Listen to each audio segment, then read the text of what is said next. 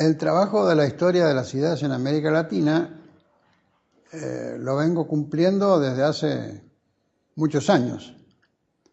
He trabajado el tema en muchas partes, prácticamente en todo el continente. He viajado mucho, conozco todos los sectores de trabajo, prácticamente los más importantes de todo el continente. He estado siempre en relación con ellos y se puede decir que la historia de las ideas es un conocimiento que abarca a todo el continente y que ejerce un papel social y hasta yo podría decir político importante en la medida en que a través del estudio, del desarrollo de las ideas en las diversas etapas de la formación de todas nuestras nacionalidades, se van encontrando lazos de unión, relaciones sociales, humanas, espirituales, que justifican un proyecto de América Latina unida. En pocas palabras, la relación que hay entre historia de las ideas y la política de una unidad latinoamericana es muy fuerte. Esta historia de las ideas en la cual yo estoy embarcado y que es tan fuerte y que tiene tan importantes representantes, dos de ellos acaban de fallecer casualmente, el doctor Ardao, un uruguayo importantísimo que relevó toda la historia de las ideas del Uruguay, que no se las conocía. El caso del doctor Leopoldo Sea, que fue el primero en hacer un panorama general de la historia de las ideas para todo el continente, y tantos otros más que podemos citar. Ya son centenares los técnicos, especialistas, casi todos, y en su casi totalidad son universitarios, académicos, que incorporados en esa tarea han llevado adelante este proyecto de unidad de América Latina.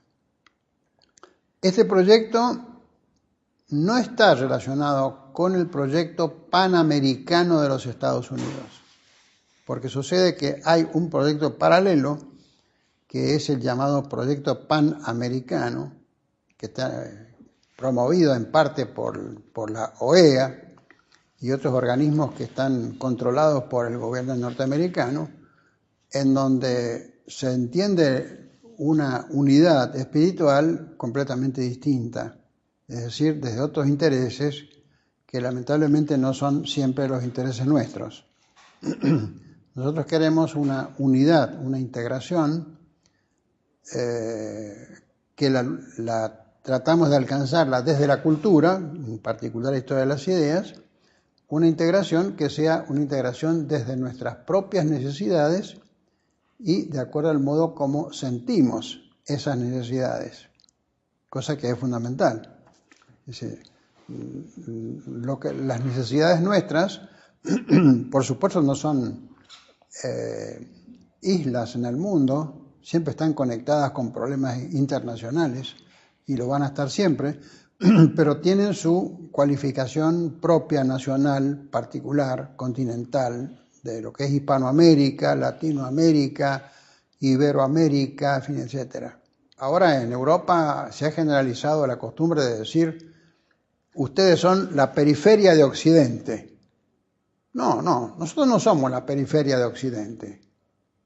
Nosotros nos hemos occidentalizado en algunas cosas, hemos incorporado aspectos fundamentales, importantísimos, de esa cultura que es la cultura llamada occidental, que no hay por qué negarla. Yo soy el primero en afirmarla como una gran cultura, ¿no es cierto? Como gran cultura puede ser la cultura china, la cultura hindú, las culturas del resto del mundo. Pero eso no quiere decir, porque hayamos asimilado factores de la occidentalidad, que seamos occidentales.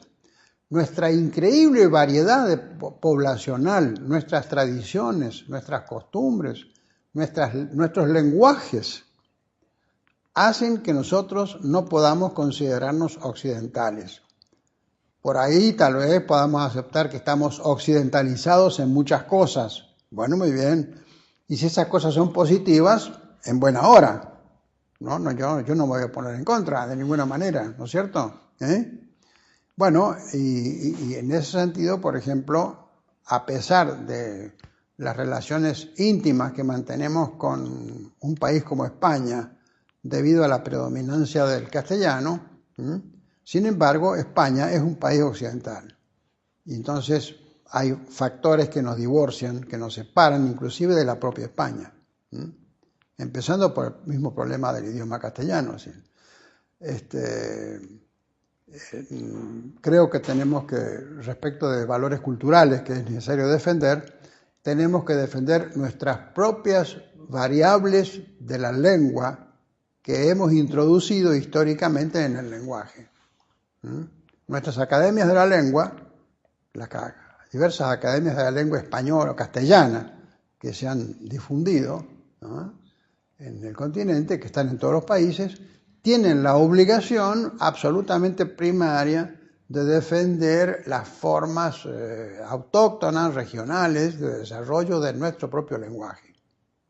Eso no quiere decir que no lleguemos a hablar un idioma común que nos permita entendernos.